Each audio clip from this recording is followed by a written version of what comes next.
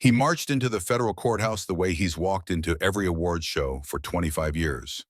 Immaculate suit, diamond lapel pin, winking under fluorescent lights, shoulders squared as though a million-stream single were about to drop. But by the time the bailiff called recess, that same man was hunched over a legal pad, pen shaking, pleading eyes darting between jurors who wouldn't meet his gaze. If you blinked, you missed the moment the swagger drained away. It happened somewhere between Cassie Ventura's first breath at the witness stand and the sixth time the judge warned Mr. Combs to control his temper. Blink again and you'll miss the legacy he spent 3 decades curating. Because the story unfolding in Courtroom 14B isn't just a trial, it's a demolition, brick by glittering brick. Stay locked in. The receipts Cassie kept hidden for years are about to spill, and they're dripping with more than gossip. They threaten everything Bad Boy was built on. By nightfall, radio hosts once spinning, "Can't Nobody Hold Me Down," were fielding callers asking whether the song now felt like a confession. A culture that venerated the mogul's glow was suddenly tilting its head, squinting at shadows it had ignored for far too long. Tuesday, May 13th, 2025. New York's spring humidity slicked the courthouse steps before sunrise. Yet a queue wrapped the block by 6 a.m. Cable vans idled with microwave towers extended. Bloggers balanced ring light phones atop coffee cups. Spectators fanned themselves with printed indictments, 5 federal counts that read like a RICO-era greatest hits album. Inside, the temperature felt 10 degrees warmer. The clerk's call, United States versus Sean John Combs resuming, snapped phones from palms as Cassie Ventura stepped through the side door. Brown knit dress hugging a 9-month bump, chin lifted so high the gallery saw the confident curve of her smile. She never once glanced at the defense table. Seconds later, Diddy glided in, entourage in tow, navy suit draped across shoulders, still broad with self-belief. He nodded at the stenographer, flashed that trademark grin, and sank into his seat like it was any other contract signing.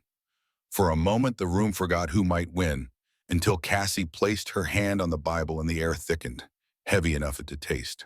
19-year-old Cassie flew to New York chasing a demo deal. Diddy, already chart royalty, offered artist development and a 10-album contract that read like salvation. Under oath, its hidden clause appeared. The label could shelve her masters indefinitely, block collaborations, siphon endorsement cash. A juror in corduroy leaned forward as Cassie recalled midnight FaceTime demands, sudden studio cancellations, and a phone that pinged her location to Diddy before she even stepped out of a cab. Positive memories? Yes, she admitted. Late-night vocal sessions where Diddy coached breathing, punched syllables like kicks on an 808. He was brilliant, she said, and the admission mattered. Charisma, the prosecutor implied, often cloaks coercion. Email strings showed Diddy dictating nail polish shades for red carpet events, approving haircuts, then revoking personal trainer sessions if she missed a 3 a.m. call. Invisible bars, shiny enough to mistake for jewelry. The term sounded cartoonish until Cassie described it under oath. Luxury penthouse, rose-tinted LEDs, escort by private elevator, Diddy on a velvet love seat, phone balanced on a tripod, champagne sweating on sterling silver. He choreographed everything, lighting, playlist, when Cassie should smile, when she should look afraid. Why keep going? Because afterward, he'd morph into the gentle boyfriend who watched cartoons and shared fruity pebbles straight from a mixing bowl. Trauma bond experts call that the hook. Prosecutors produce receipts, a $12,000 4K lens billed to a shell company hours before one session. Curating, archiving, leveraging, nothing improvised.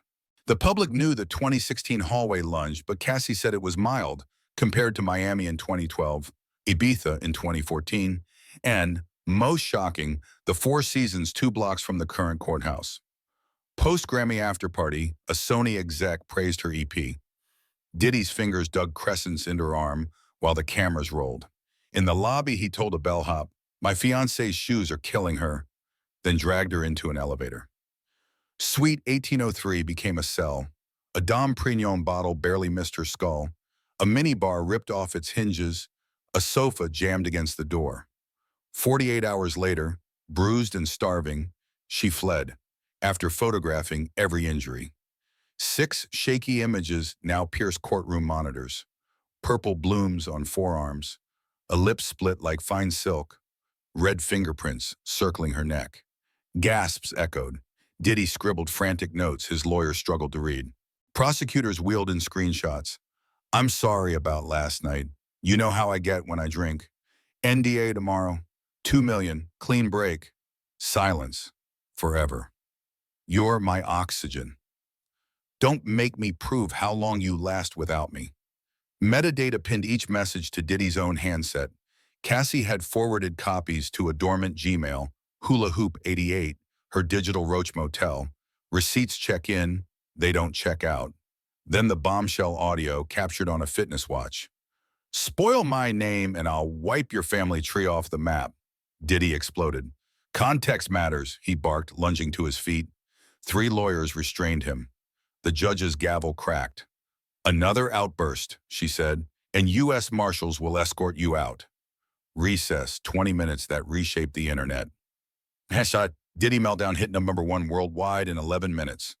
Brand managers drafted overnight distancing statements. When court reconvened, entire rows behind the defense table sat empty. The stylist, the tequila brand VP, and R&B protege, all gone. Outside, stock in Diddy's beverage partnership dipped 3%. Activists projected survivors' streams onto a midtown billboard once leased for a Ciroc campaign. Cross-examination tried painting Cassie as opportunist. She countered, I told my truth when I felt strong enough to survive the echo. The line landed like a hook no jury could shake. 7 ex-employees, drivers, bodyguards, a former chief of staff, hover on the prosecution's witness list. If half corroborate a coordinated criminal enterprise, federal forfeiture threatens Diddy's catalog. Analysts called it Enron meets #MeToo set to a dance beat. Advertisers on his cable network scheduled emergency calls. Streaming banners swapped his album art by dusk.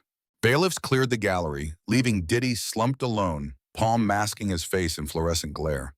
Cassie exited through a staff corridor, hand on her stomach, a silhouette painted by camera flashes. Protesters outside held signs. Believe survivors, bad boy or bad man, while influencers cued recap videos for midnight drops. Tomorrow promises ex-bodyguard testimony in a disputed 2011 email chain. Maybe Kid Cudi on video link. Courts thrive on routine, but this feels anything but ordinary. Because once a facade splinters, nobody looks away. They zoom in. Think beyond tabloids. Millions dance to bad boy anthems, humming lyrics about love and loyalty, while their creator allegedly weaponized both. Trials like this echo far. Sponsors audit morals, aspiring singers rethink DMs disguised as career lifelines, and hip-hop historians rewrite lecture notes. If a conviction lands, Rico could seize royalties, redirecting beats Cassie once sang over to restitution funds. If acquitted, the brand still wanders an economic wasteland where consumer loyalty evaporates faster than algorithms pivot to the next track. So keep listening, keep questioning, keep empathy, volume up. Stories like these don't fade. They remix across generations until someone finally hits pause and hears the silence. Tonight, that silence feels louder than any bass drop, and it just might become Diddy's final legacy.